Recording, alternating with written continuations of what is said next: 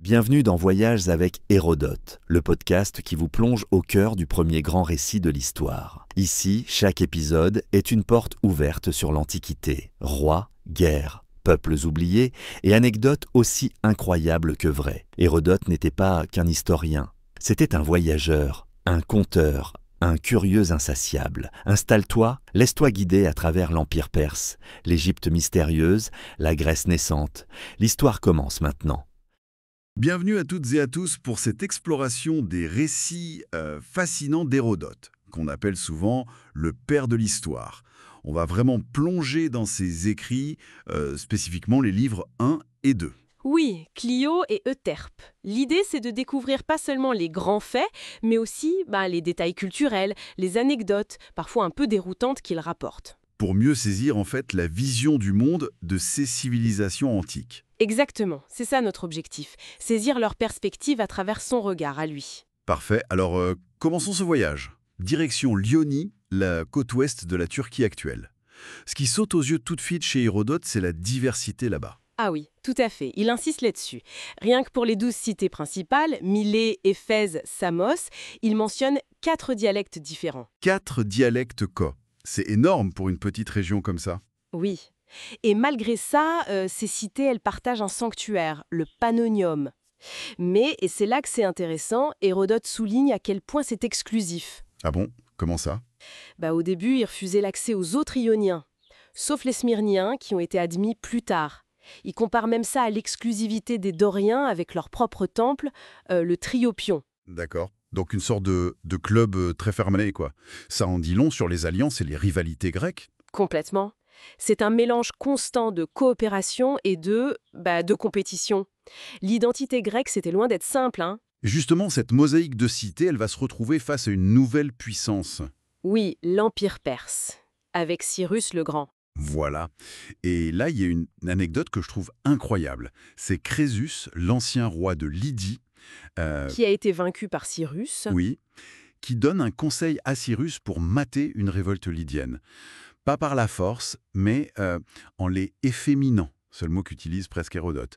Leur imposer des tuniques, des jeux, de la musique, C'est fascinant, ça, une sorte de guerre culturelle, psychologique avant l'heure. pour briser leur esprit guerrier. Exactement. Et cette expansion perse, elle a eu des conséquences beaucoup plus tragiques pour d'autres. Je pense aux Phocéens. Ah oui, racontez-nous ça, c'est assez poignant comme histoire. Alors, les Phocéens, ils sont assiégés par Harpage, le général de Cyrus, et plutôt que de se soumettre, ils choisissent l'exil.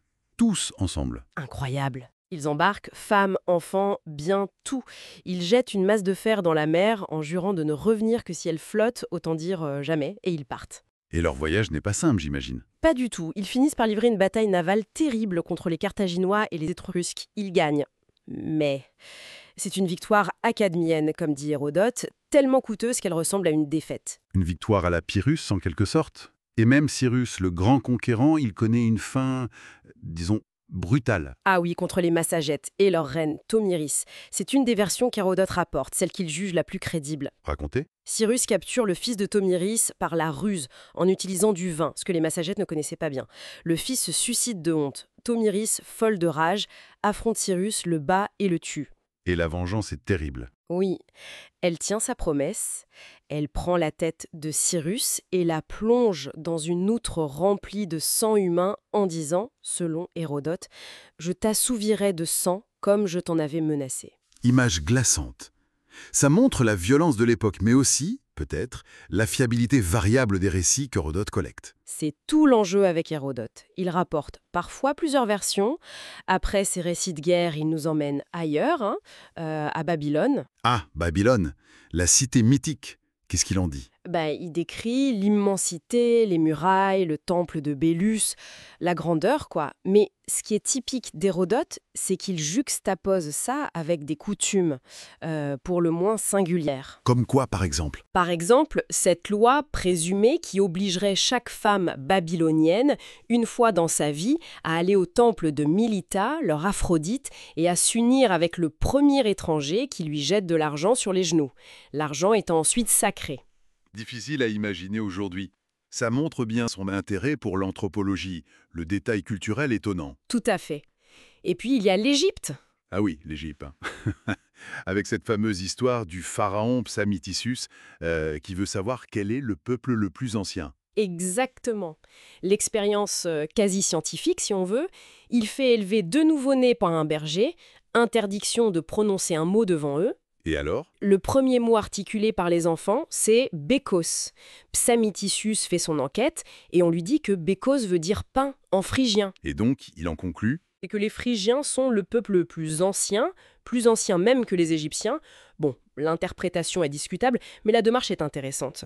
C'est vrai. Mais au-delà de l'anecdote, il y a quelque chose de plus fondamental qu'Hérodote observe en Égypte, non? Sur le pays lui-même. Absolument. Sa compréhension de la géographie égyptienne, il affirme, et il dit tenir ça des prêtres égyptiens, que l'Égypte, en tout cas le delta, est un présent du Nil.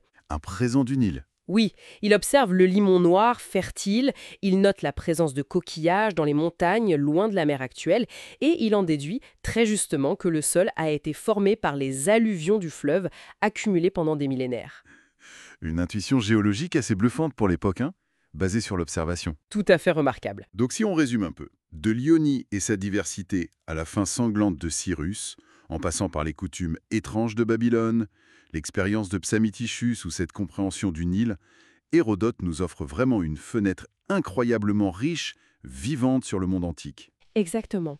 Et c'est là toute la richesse, mais aussi la complexité de son œuvre. Il mélange ce qu'il a vu, ce qu'on lui a dit, les mythes, l'histoire. Tout ça est tissé ensemble. Ce qui nous amène peut-être à la question finale. Oui, une question pour réfléchir. Quand on lit Hérodote aujourd'hui, comment est-ce qu'on démêle le factuel, l'interprétation, la légende? C'est une vraie question.